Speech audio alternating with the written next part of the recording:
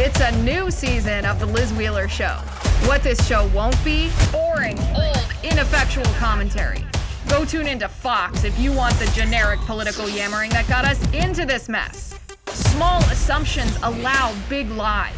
So The Liz Wheeler Show will challenge everything. On this show, it's be based or our country dies. What does it mean to be based? Stay tuned. We are live. There we go. Sorry for that delay, guys. We are indeed live. Good to see you. Good to see you guys live. We have an absolutely smashing show for you today. It's a chilling show, too, because we're going to peek inside the newly released Manifesto, or to be specific, the diary of the Covenant school shooter. The left spent a long time. They continue to spend a lot of effort and a lot of money to hide the writings of the Covenant school shooter from us. And when you peek inside this diary, the reason why the left is trying to hide it from us becomes crystal clear. So what we're going to do on the show today is we are going to take a look at this diary because it does reveal the ideology that motivated Audrey Hale to commit this heinous mass murder. So we also have a very special guest that's going to join us in just a couple minutes. The man who was brave enough, courageous enough to publish this manifesto. He is the editor-in-chief of the Tennessee Star, Patrick Leahy. He's going to join us in just a minute. He's facing not only professional backlash, but lawfare being aimed at him because he had the courage to publish this manifesto when all the law enforcement agencies do is gaslight us about the reason why it's too dangerous for us to see. Only they can see it. We don't believe in that sort of censorship here on this show, and neither does Patrick Leahy. So he's going to join us shortly. Guys, let me know in the comments if you can see me okay, if you can hear me okay. I'm going to be monitoring the chat box throughout the course of this show. I want to hear from you. I want to respond to your thoughts. So make sure you keep that all lit up. The other thing we're going to do today on the show, after we talk about what's inside the Covenant school shooter's diary, after we talk to Patrick Leahy about this whole process, it's really fascinating. We're going to hit 5 headlines that the mainstream media might not want you to hear. So we're going to tell you. Also, you guys have been asking me to bring back the final points. And so today, I'm going to do just that. I have a banger final point for you. Stick around to the end of the show. Today's episode is sponsored by First Cup Coffee. Go to firstcup.com. Use my promo code Liz. You can get 10% off your order. Guys, I need 10 of you right now to go to firstcup.com. Use my promo code Liz. You get 10% off your order. 10 of you today. Go to firstcup.com. Patrick Leahy is going to join us here in just a couple minutes. The inside of this school shooter's diary. She didn't just have one diary. This is just one that we have today. She had reportedly up to 20, but we have 90 pages of her most recent writings, meaning from January until March of 2023. She committed her mass murder on March 27th. So her most recent diary, that's what we have now, thanks to Mr. Leahy. We're going to get to that in just a second. But first, I want to talk to you about the sponsor of this show. We're very fortunate to have the sponsors we have because they're brave enough to stand beside us as we talk about topics that the left and certainly the mainstream media, social networks don't want us to talk about. So American Heart for Gold is the sponsor of this show. In all the time that you and I have been alive, the US dollar has always been the primary currency. That may not be the case much longer, though. The US dollar is facing unprecedented inflation. Our politics is getting increasingly unstable. This episode is an example of that, if anything is. And as if this wasn't scary enough, the government's looking to take total control over all of our money with a new digital dollar.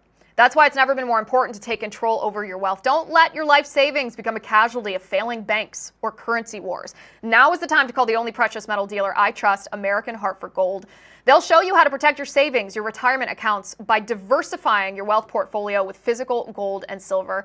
With the finest products, amazing customer service, and a buyback commitment, American Heart for Gold has a 5-star rating from thousands of reviews. And American Heart for Gold supports content like this that is committed to bringing you the truth. Tell them I sent you. They'll give you up to $15,000 of free silver on your first order. So call them right now. You can click the link in the description of this episode, or you can call 866-996-5172. That's 866-996-5172. Or text Liz to 998899. Again, that's 866-996-5172. Or text Liz to 998899.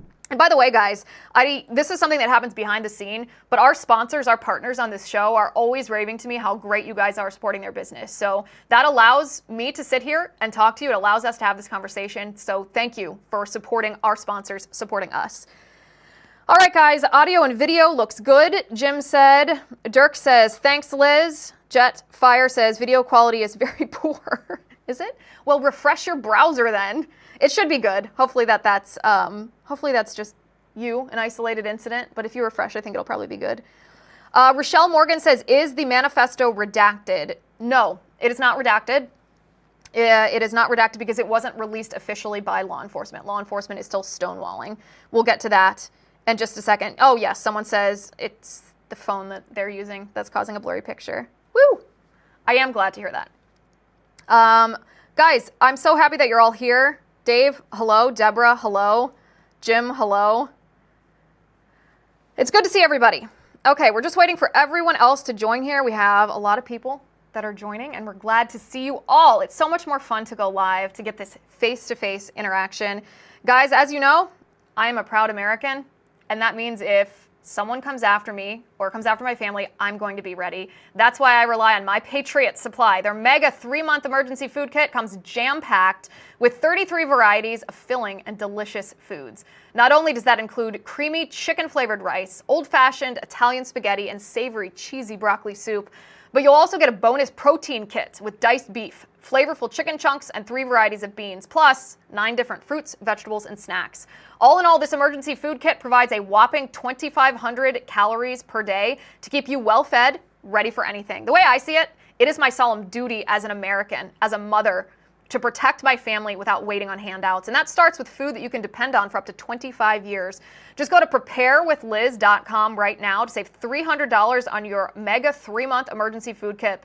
It ships fast and it ships free. Go to preparewithliz.com to save $300 on your kit. Preparewithliz.com. I don't know if you guys saw the interview I did last week with Robert Sterling where he talked about the ramifications of what's going to happen to us if Kamala imposes those price controls that she was promising if, God forbid, she gets elected. And it made me think of this advertiser. We didn't even have them as an advertiser for that episode, but all I could think of when he was talking about the food shortages that we're going to face is, man, I'm glad I have 2 humongous tubs of My Patriot Supply downstairs. I actually asked my husband after that episode, I was like, we have food, right? Food supplies? And he was like, duh, of course we do. All right. Here is the story of the day and the based take on it. Guys, you can continue to join live. We are ready to get going here. It's good to see each and every one of you. All right, this school shooter's manifesto, nearly 100 pages of the most recent diary of Audrey Hale, who was the woman who committed the mass murder at Covenant Christian School in Nashville, Tennessee. There's 90 pages to be exact, almost 100. This journal of Audrey Hale's was written between January and March of 2023. That is the most recent writings of this person. It's not the only writings. There is reportedly a spiral-bound notebook which contains the actual attack plans before the attack was carried out. This would-be attacker at the time wrote out exactly how she was going to carry out this massacre. That is not part of this diary, but this diary reveals the ideological formation of this school shooting. In other words, the left has spent the last year and a half hiding these documents, the writings of this school shooter from us. And the reason why is very clear. The FBI was in on this. The Tennessee Bureau of Investigation was in on this. The local police department was in on this. We were told, gaslit actually, we were told that we can't see the diary, we can't see the journal, we can't see the manifesto because there was an active law enforcement investigation going on. And somehow we were told that you and I reading this journal would somehow hinder that investigation. I'm not sure how that could possibly be the case, but we were told that we couldn't see it for that reason. We were told that there was a copyright issue at hand, that the parents, that the person, let's back up, that the shooter writing in this journal owned the copyright to her own work.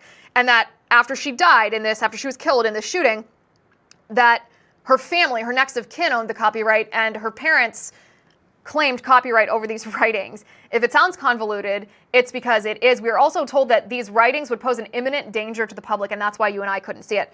None of this is true based on what's actually inside this diary. Maybe that stuff exists inside one of the other journals, but inside this diary, I've read it. That does not exist. We were gaslit. We were told that this quote-unquote blueprint of total destruction that could cause imminent danger to us that we couldn't see. Too scary for us to see. Just the government can see it. That's what we were told. So what ensued is the Tennessee Star, who is helmed by Michael Patrick Leahy. He's the founder and the editor-in-chief. He, because he's a journalist, and this is what journalists do, got the Manifesto and began publishing articles relaying to us what was in the manifesto. He didn't publish the actual manifesto, he reported on it. Because that's what journalists do. They have sources that give them information, they verify that information, and then they reveal it to the public. That is the purpose of the free press. Well, as Michael Patrick Leahy did this, he started the left put him in their crosshairs. Let's put it that way. They started suing him. They started telling him that he couldn't do that. A judge threatened him with contempt of court. We're going to talk to him in just a couple of minutes about exactly what he is still to this day going through based on doing his job as a reporter, giving us the information that our government doesn't want us to have. But let's first talk about the ideology that we find inside this diary. The left hid this from us, and the reason why is very clear. We'll start with the shooter herself. Audrey Hale was a woman. A biological woman.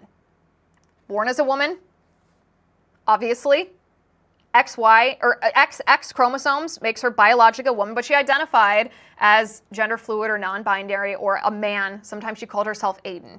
She had fallen prey to the left's gender ideology. She had been brainwashed into thinking that she was born in the wrong body and that she was transgender. We knew that based on her publicly stated, on social media accounts and through her family, her publicly stated identity. She also, according to this diary, bought into the leftist lie that tells people that if children with gender confusion or children who have fallen prey to gender ideology are not indulged in that ideology, that they will kill themselves. This is an emotionally manipulative tactic that the left uses to try to force parents who know that it's wrong to chemically castrate their little boys or remove the healthy breasts of their teenage daughters. You don't have to be Christian, you don't have to be conservative to believe that. Almost every parent who themselves is not brainwashed by gender ideology on a visceral level understands that that's wrong. So in order to try to bypass that human protective reaction that almost every parent has, the left says, well, if you don't do that, if you don't trans your kid, that kid is going to commit suicide and you're going to be responsible. You will be the killer of your own child if you don't trans your kid.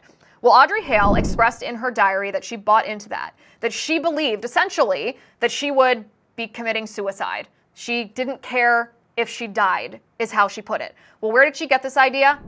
She got it from leftist ideology. She also believed the genocidal lie that the left tells the public at large. This lie is intended to frighten people.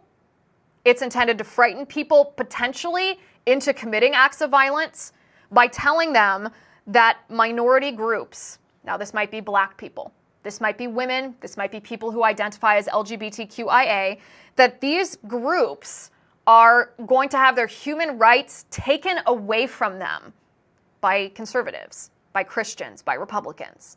Again, imagine being a teenager who is already dealing with, in this case, autism, dealing with gender ideology and confusion, and being told that your human rights are going to be violated, that you might even be killed by these people who you are told hate you. Imagine the fear and the panic that this instills in someone who is already mentally ill and already corrupted with evil ideology. Audrey Hale, according to this diary, also bought into critical race theory. She writes often about white privilege and the concept of white privilege. And in one case, she writes about self-embarrassment. She writes, my brain, and then an arrow, white privilege, and then an arrow, and self-embarrassment. Because she's white. It's so evil and it's so wrong that children are taught this. And who are they taught this by? They're taught this by the left. So this was a disturbed young woman, clearly. She claims that she was diagnosed with autism, so likely harmed by Big Pharma. She fell prey to queer theory, which is the transgender ideology or radical gender ideology.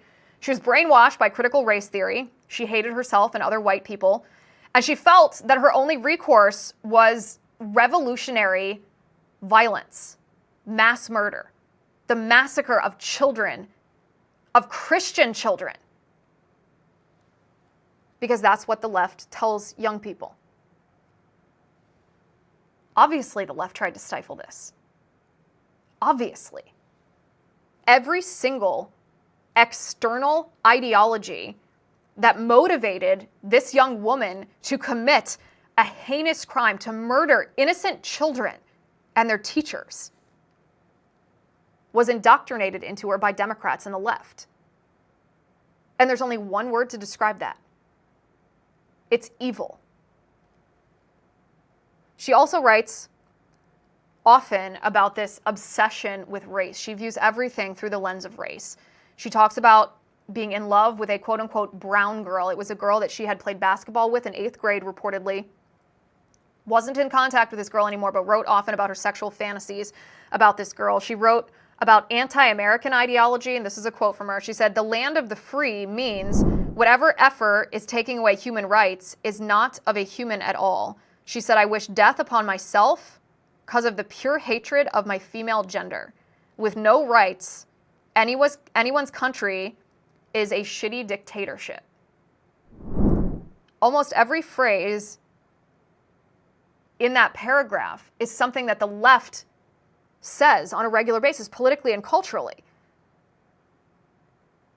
She was created by radical leftist ideology, and I don't say that to be hyperbolic. I don't say that to sound bombastic. I say that because she was a walking embodiment of what the left teaches young people to believe. She hated herself as a female because the left constantly tells women that they're not good enough. The left degrades true womanhood, telling women that we're oppressed by men, that we have to hate men in order to find true equality. The left discourages young women from being feminine, from wanting to be a wife, from wanting to be a mother. They tell women that they'll be trapped by marriage and that motherhood is a burden. They encourage young women to be sexually promiscuous, even sexually deviant. They frighten young women about equal rights while pressuring women to ape men in the workplace. Are you really reaching your full potential if you don't want what Jim over here wants? Because oftentimes men and women want different things. Simultaneously, women are told by the left that they can actually be men if they just identify, if they feel like a man, if they don't feel comfortable in their female body. They have to identify, however, as LGBTQIA if they want to be a man, because the only way to liberation is by destroying the norms of capitalism. The norms of capitalism, straight white people, Christians, man and woman, marriage, gender. This school shooter was created by radical leftist ideology. This is what's inside of her diary. This is why the left has tried to hide this for so long. And an effort that's not relegated to the past. It's not that the left tried to hide this, failed, and just gave up their effort. They're actively trying to punish and penalize the man who released this. He joins us today, Michael Patrick Leahy, the editor-in-chief and founder of the Tennessee Star. We can bring him on. Michael, thank you for joining us. Liz, it is great to be with you. I really appreciate this opportunity. Yeah, you've done great work. I mean, I told you this before we went on air, but it's one thing to sit behind a microphone and talk about standing up for truth, talk about not being afraid of the deep state or lawfare coming your way, but it's another thing to actually live it. You're living this right now. I want to hear your side of the story from start to finish. You got a hold of some of these documents quite some time ago. Start there and walk forward. Tell us what's been happening. So we legally obtained these 90 pages of what you described as her diary from January of 2023 to March 27th of 2023. We call it the Covenant Killers 2023 Journal. She wrote it and left it in a sort of a bound notebook in her vehicle to be discovered on the day of the murders by Metro Nashville Police Department. She also left in her vehicle that day a spiral notebook, which was basically her operational plan of attack. We don't have the spiral notebook. We have the 2023 journal, all 90 pages, in her own handwriting. But in addition, that afternoon, on March 27th, 2023, Metro Nashville Police Department legally obtained a search warrant, and accompanied by an agent from the FBI and an agent from the ATF. They executed that search warrant at the residence that the killer, 28-year-old self-identified transgender man born as a female, Audrey Elizabeth Hale, shared with her parents in Nashville, just a couple miles from Covenant School, where she had earlier that day murdered 3 9-year-olds and 3 staff members before she herself was killed by Metro Nashville police officers. When they went there, they seized 47 items, which included 20 journals which she had written between approximately 2007 and 2022, which contained about 1,000 pages. Now, in early June of 2024, more than a year later, we legally obtained the 90 pages of her 2023 journal, as well as numerous documents from the Metro Nashville Police Department investigation, and hundreds of crime scene photos from a source familiar with the Metro Nashville Police Department investigation. So that's where the documents came from. Let me clarify something for a second, because this is one of the accusations. I'm sure you've seen this on X. I'm sure you're already dealing with the lawfare. When you say legally obtained, that's a very important clarification, because the left is going to accuse you of either stealing it or commissioning the theft of this document in order to publish it. Because if you were to have done either of those two things, which I understand you did not, then you would lose your protection as a journalist, because even journalists aren't allowed to steal. Correct? Yeah. No one has actually made that assertion, but it's always that potential. But no, we legally obtained it from a source. It's standard, journalism in America. If a source comes to you with documents and presents them to you, every journalist in America can accept those documents. Right. Now, sources perhaps sometimes may not have obtained them all properly, but that's the issue of a problem for the source, not for the journalist. Now, to put this in context, as you may recall, the murders took place on March 27th, 2023. We followed the Tennessee Public Records Act and requested that Metro Nashville Police Department release all of the writings of Audrey Elizabeth Hale. That's what we were asking for, the writings, which included the 90-page journal from 2023, the spiral notebook, as well as the 20 journals that she wrote from 2007 to 2022. That's what we requested of Metro Nashville Police Department. They denied that request, and in May of 2023, we filed a lawsuit along with several other plaintiffs in Tennessee Chancery Court, requiring them to release them under the Tennessee Public Records Act. Simultaneously, and remember I mentioned the FBI? That afternoon, the FBI was there, March 27th, 2023, seizing some of these items from the residence of Audrey Elizabeth Hale. They have had access to, and some might say control of, all these documents since March 27th, 2023, the day of the murders. So we filed a Freedom of Information Act request with the FBI, requesting the same thing. They denied it.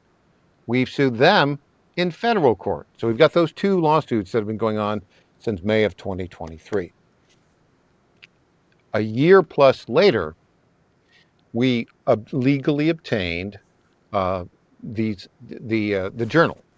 Now, we chose, although we had a First Amendment right to publish at that time, the Tennessee Chancery Court was pretty close to finishing a 1-year in-camera review of all those 1,000 pages that we talked about, written by the killer, and several other documents, and had promised that they were going to make a ruling as to whether or not they could be released. Before they issued their decision, and we had started writing these stories on June 5th based upon the journal documents, but we didn't release the journal documents. So a reporter for a local television news station owned by Gray TV, an NBC affiliate, called the Chancery Court judge up on June 10th and said, basically, Your Honor, Leahy and the Tennessee Star are writing stories based upon the journal they claim they legally obtained.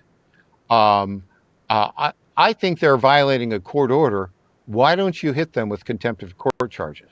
Wait a I second. mean, Wait a second. So yeah. somebody that purports to be a news outlet, the Free Press, a fellow journalist, tattled on you to a court to try to get you to shut up?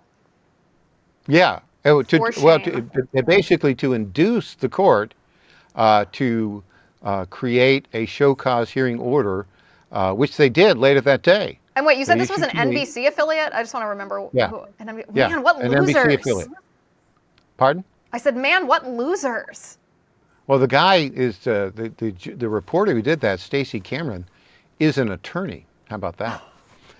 So, anyways, the judge immediately thought, hey, that's a great idea, and sent me on June 10th a show cause hearing order to explain why she shouldn't charge me with criminal contempt of court.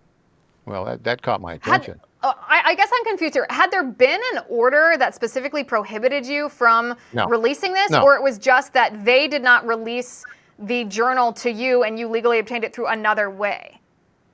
No, the court order that the reporter was talking about and that the judge, I think, was referencing, there's only one relevant court order. Another plaintiff in the case had submitted a document to the court that they wanted to be seen by the public. The judge didn't like that and issued a court order, said, you cannot submit a document to the court that immediately goes public. Every document submitted to the court must be submitted for in camera for my review, and they're not released. Okay, that's fine. It's not at all what we did. We obtained these documents independent of the litigation that we launched over a year ago, right? So I know this doesn't make a lot of sense, but the judge is, basically a far leftist in essence. So the judge then issued this show cause hearing order. I had to hire a very good but very expensive First Amendment attorney, Daniel Horowitz, and he defended me. And he said first he sent her a request to stop the show cause hearing because Your Honor, you haven't produced the court order in question. She said, no, I'm not going to.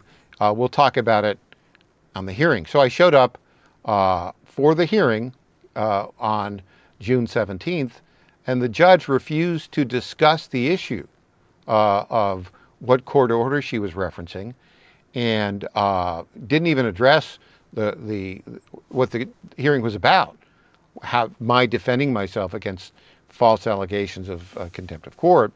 She spent an hour and 5 minutes talking to every other attorney representing the other respondents, other plaintiffs, and the interveners, basically saying, well, do we still have an issue to decide judicially here?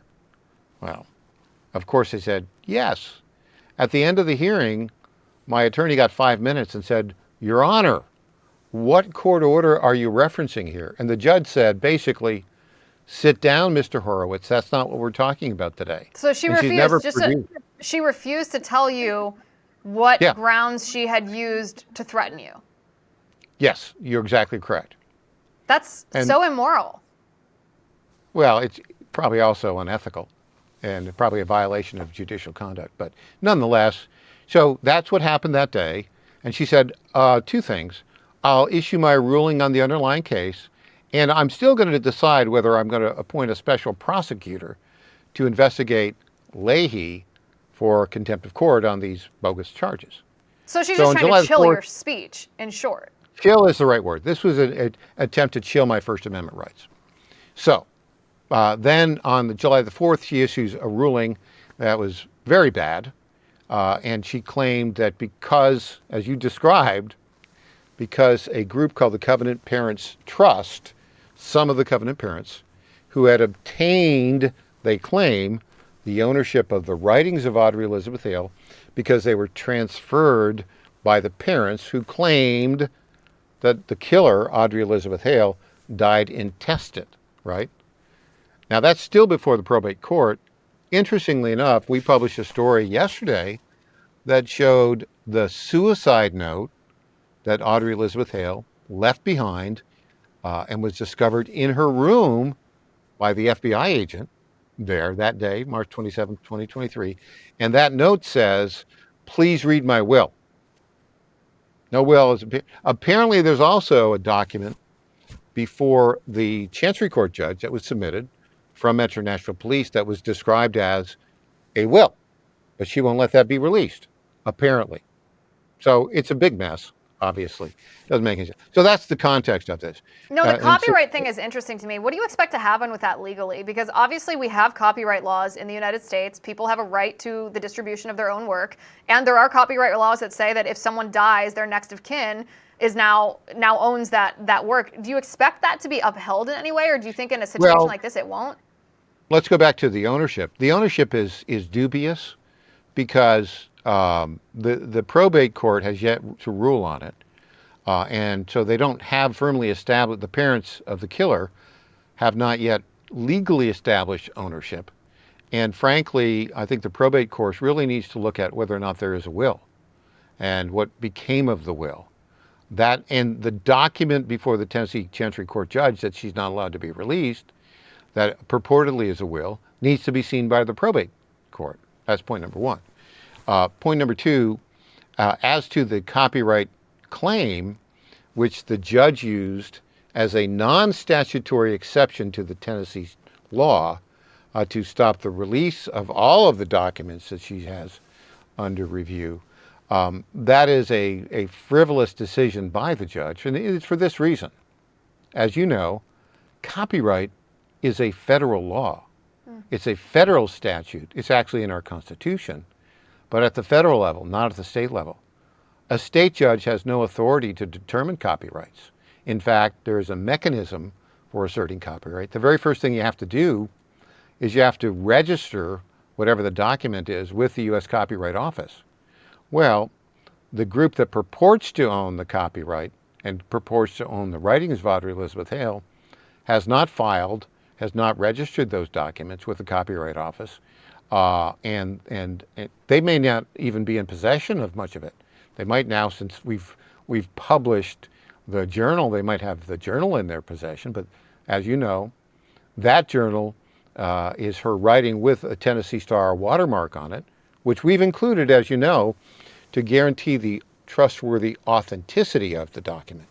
That document was confirmed in court by a lieutenant with Metro Nashville Police Department as being authentic, and the reason is because they looked at all of our stories and said, yeah, that is based upon the documents that we have in our possession. So, having said all that, it's possible that the group that purports to own the copyright could decide to attempt to file a copyright infringement case against us in federal court. It is a frivolous charge. We have a fair use protection, but I didn't release any of these documents until September 3rd, and the reason I didn't is because I had to have proper legal representation, and we're delighted to let you know that the Dillon Group, the premier law firm representing conservatives in the country, Harmeet Dillon founded this, is our legal counsel in the event that there is a copyright infringement suit brought against us in federal court. God bless Harmeet. Nobody else in the country. I mean, there are other groups that do great work, but my goodness, God bless Harmeet. That was going to be my question, is I think even if it's a frivolous suit, which it's my opinion that it's frivolous, but not a constitutional lawyer, just someone who can read and think for herself. Right. It's your opinion that it's a frivolous lawsuit, but that doesn't take away from the fact that when you face a frivolous lawsuit, it costs you about $1 billion to defend yourself throughout these court proceedings. So, I mean, it's a tactic the left uses to try to bankrupt people or discourage them from doing things like you're doing, just being a journalist, publishing things that are in the public interest, because people will face fear of facing repercussions like this. Is this costing you like $1 billion? Well, in this particular instance, the first round of my First Amendment defense and hiring the Daniel Horowitz to basically, address the phony charge of contempt of court, i.e. to keep me out of jail, we're paying that out of pocket. In other instances, at least the first round is covered by other public interest groups and 501c3s, but there could be a second round. So obviously, do you have a defense fund? I mean, speaking to you now. Like I said, I appreciate so much what you're doing, but I want to help defend you, and the best way I can do that is, helping pay for this. Is there somewhere I can donate Yeah. here? The way you can do that is go to TennesseeStar.com/donate, TennesseeStar.com/donate. That's the way to help us, and we appreciate that. We have received some contributions. We could always use more because, although I think we've got the first round of defense covered here, these things, as you point out, litigation can be very expensive and very lengthy.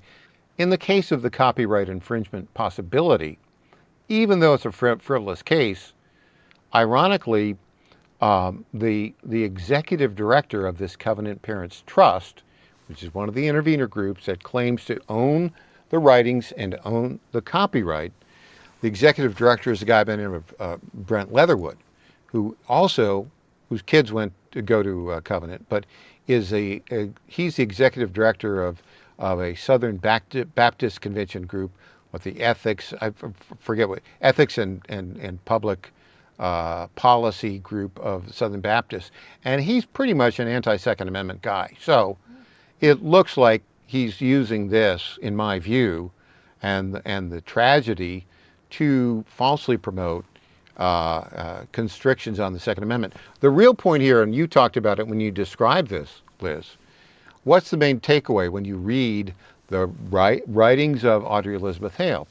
This was a person with severe mental health problems. She'd been treated by Vanderbilt University Medical Center and Vanderbilt Psychiatric Hospital for 22 years. She was under, since 2019 at least, she had been treated by multiple psychotropic drugs. We've got the evidence of that and have done that story. And so the real story here is this tragic shooting, this heinous crime. The root cause was a massive failure of our mental health system.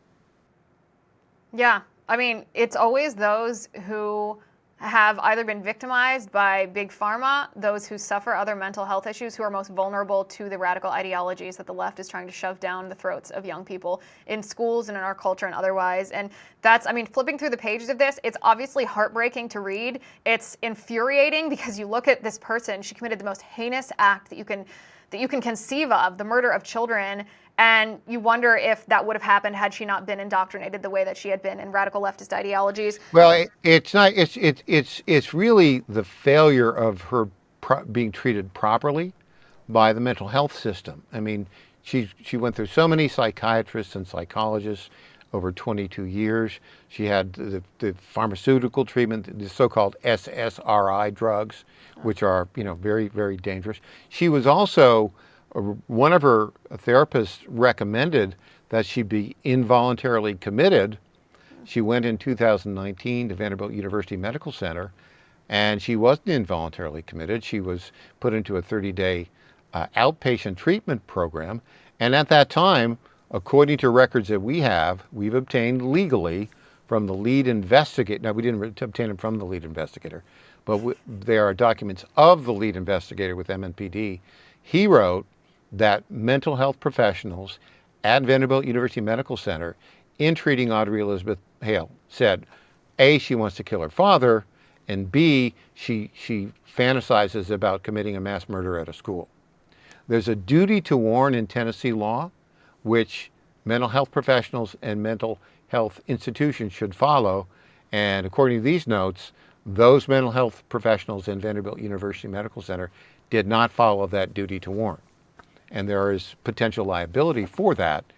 Now, the statute of limitations on that law is 1 year. Does that law, the statute of limitations, begin on March 27th, 2023, when the incident took place? Or does it begin in June of 2024, when we first reported it? I think it most likely begins in June of 2024 now. Ugh, it's just heartbreaking to think of all the ways that things like this could be prevented, especially in this specific case. Michael Patrick, thank you so much for reporting on this. We're going to continue to follow your work. I know I'm going to go and you'll see a donation from me because I want to support what you're doing. I'm sure that a lot of people watching this will also join me. We'll have you back as this continues to unfold, because something tells me that this story is not only not over, that it is just beginning. So thanks for being here today. Liz, thanks so much. I really appreciate being on your program today. Of course, my pleasure. All right, guys. I mean, riveting. chilling, infuriating, just a few of the words coming to my mind right now. We're going to keep following this story because when this happened, when this mass murder took place, everyone across the country was heartbroken. If you're like me, you were so angry that this was allowed to happen. And the fact that law enforcement almost immediately began to cover up the writings of this shooter was a massive red flag. It made me think, you know what? There's a lot more to this than meets the eye, and that was indeed the case. And this is just one diary out of reportedly up to 20 notebooks of writings from this shooter. All right, it is time for 5 headlines. These are headlines the mainstream media might not want you to hear, so I definitely want you to hear them. There are no licensed COVID vaccines for children under the age of 12 years old. 0. Yet, the CDC will not consider your child to be up to date on COVID vaccines unless your child receives 3 COVID jabs by the time that your baby is 9 months old. Yes, you heard that correctly. By 9 months, the CDC wants your child to have, actually starting at 6 months, the CDC wants your child to have the first COVID vax. 2 weeks later, the CDC wants your baby to have another COVID vax. And within 2 months of that, the CDC wants your baby to have a third COVID jab. Again, there are no licensed COVID vaccines for children under the age of 12. All of the vaccines that are being administered to children under the age of 12, all the way down to 6 months old, are still operating under emergency use authorization. Why is that? Perhaps it's because the government and Big Pharma can avoid liability if they're giving unlicensed shots under the head of it being an emergency to children. Meanwhile, is it safe? Is it effective? Are children being hurt by this? I think we all know the answer to that. An illegal alien who came to our country illegally, had been previously deported, came back into our country illegally again, murdered a teenage girl. Teenage girl was at her brother's baseball game. She was brutally attacked by this migrant who shouldn't have been here. This person, this illegal alien, came here illegally, was deported, and came back. The migrant stabbed the girl's mother, too, when the girl's mother tried to save her. But she died because of the radical border policies of Kamala Harris and Joe Biden. This is what the Republican Party needs to ensure that every voter in the country hears before they cast their ballot. This wasn't a young person who was engaging in otherwise, this girl that was murdered was not a young person who was engaging in otherwise risky behavior that you can say, well, that's awful, but if she wouldn't have been doing XYZ, then she wouldn't have been in the line of that. No. She was watching her brother's baseball game. It was a random attack by a man who came into our country illegally. President Trump came out in support of recreational marijuana legalization in the state of Florida. Tim, do we have the video of Trump's reasoning for why he's going to support the legalization of marijuana in Florida? If we have this, here it is. You posted recently about marijuana and that you're okay with it being legalized, but it has to be done safely. Can you explain your policy there? Well, I just put out a paper. And first of all, medical marijuana has been amazing. It's been, I've had friends and I've had others and doctors telling me that it's been absolutely amazing, the medical marijuana. And we put out a statement that we can live with the marijuana. It's got to be a certain age, to buy it. It's got to be done in a very concerted, lawful way. And the way they're doing it in Florida, I think, is going to be actually good. It's going to be very good. But it's got to be done in a good way. It's got to be done in a clean way. No. First of all, any doctor that claims that medical marijuana is effective has been corrupted by the marijuana lobby. This is the strategy of the marijuana lobby. First, they wanted to normalize it, remove the stigma by pretending that it has health efficacy. It does not. If you look at the medical studies related to cannabis, related to marijuana, you will find on a consistent and proven basis that marijuana leads to significant mental health issues. It leads to schizophrenia. It leads to psychosis. And yes, it even leads to violence and sometimes murder. I know a lot of people watching this are going to be like, Liz, don't be a buzzkill. Literally. It just helps you chill. It just gives you the munchies. Look at the data. This has been one of the biggest psyops of the modern era, is the marijuana lobby wanting people to believe that marijuana is harmless. Just toke it up. It's no big deal. You might not like the smell, but just do it inside your own house. No. It is dangerous. Young men are 4-5 times as likely to develop schizophrenia if they smoke marijuana even once, twice, 5 times, 10 times. And look up what percentage of school shooters and mass murderers have recently used marijuana before committing their hideous crimes.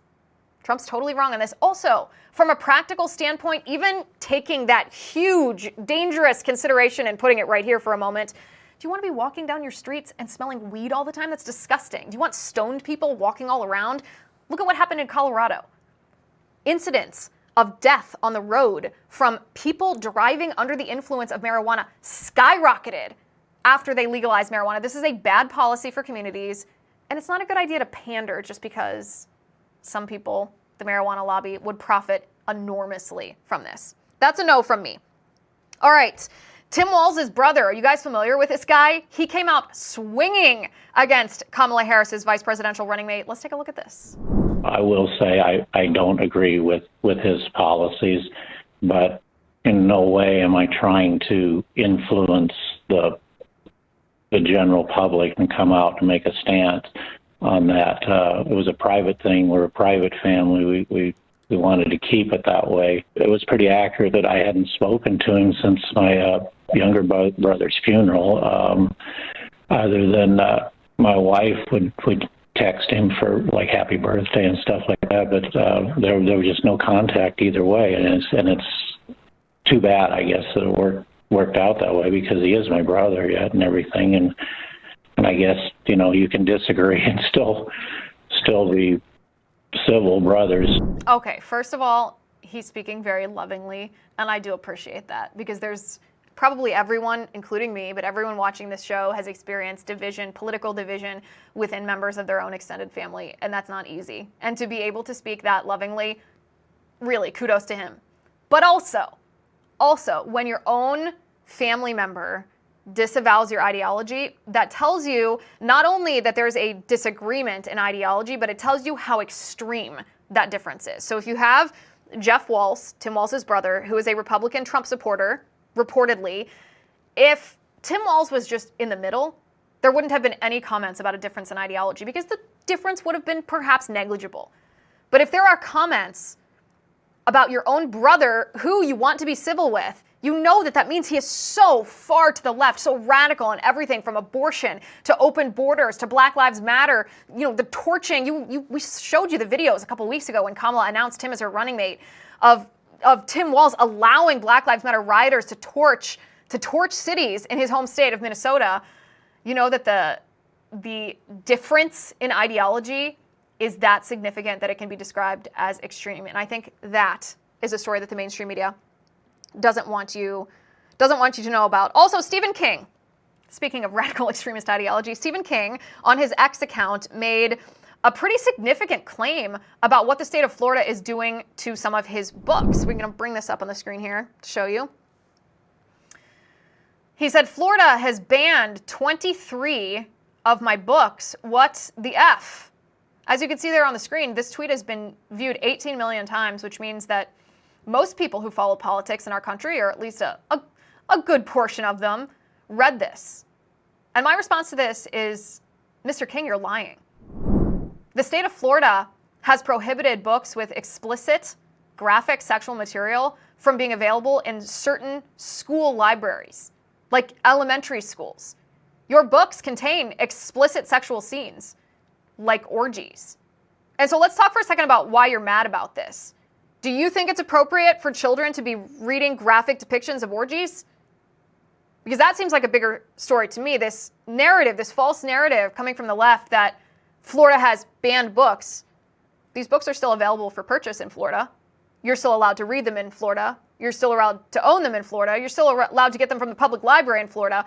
The only place that these books are not available is for children in school libraries. Because most of us, perhaps Stephen King accepted here, don't want first graders, second graders, third graders, 6, 7, 8-year-olds reading about orgies. And that's the 5 stories the mainstream media doesn't want you to be talking about this week. All right, guys, you asked and I'm delivering. We're bringing final points back. That's right. My final point tonight. Less than 3 years ago, Kamala Harris and Joe Biden tried to force you to get the COVID mRNA vaccine. The penalty, if you refused, is you would be fired from your job. This happened less than 3 years ago in our country. Kamala and Biden used the administrative state of the federal government to do their dirty work. They used an agency called OSHA to threaten employers. They tried to force businesses, including small businesses, to be the enforcers of this vaccine mandate. If employers didn't mandate that their employees, you and I, be vaxxed, then the employer would face penalties from this agency of the executive branch of the federal government, from OSHA. It would be an OSHA violation. Well, fast forward just a little bit, and the Supreme Court overturned this, obviously, because it's unconstitutional. It's egregious tyranny. It's a violation of your medical freedom and mine. But here's the thing. This happened less than 3 years ago, and yet nobody is asking Kamala about this. Kamala was vice president of the United States. She is vice president of the United States. This happened. This vaccine mandate was imposed by Kamala and Biden. Kamala and Biden made up this tyrannical mandate. Kamala and Biden tried to enforce this on businesses. Kamala and Biden threatened you with being fired from your job if you didn't comply with this mandate. So why is nobody asking Kamala about this on the campaign trail? Does she stand by this? We must start pressuring Kamala to answer this, demanding that she answer for this. And now, let me be clear, this must be asked in a very specific way. Otherwise, Kamala will just dodge and deflect by saying, oh, we were trying to save lives. We did what we had to do. Who can blame us? Blah, blah, blah. So let me tell you specifically how to ask Kamala about this. Madam Vice President, do you agree with the Supreme Court that the OSHA vaccine mandate is illegal? It has to be asked in just that way. Why? Because if Kamala says yes, she agrees with the Supreme Court, then she admits that she tried to tyrannize you as vice president. She abused her power. She tried to forcibly jab you or else punish you by firing you. If Kamala says no, she doesn't agree with the Supreme Court, then she admits she thinks it's perfectly okay to do what she did, to mandate a vaccine on you. She wants to be president, God forbid. She must be asked. She must answer this question. It's insane that people, especially people who call themselves journalists, are ignoring this. And that is my final point. Thank you for watching. Thank you for listening. I'm Liz Wheeler. This is The Liz Wheeler Show.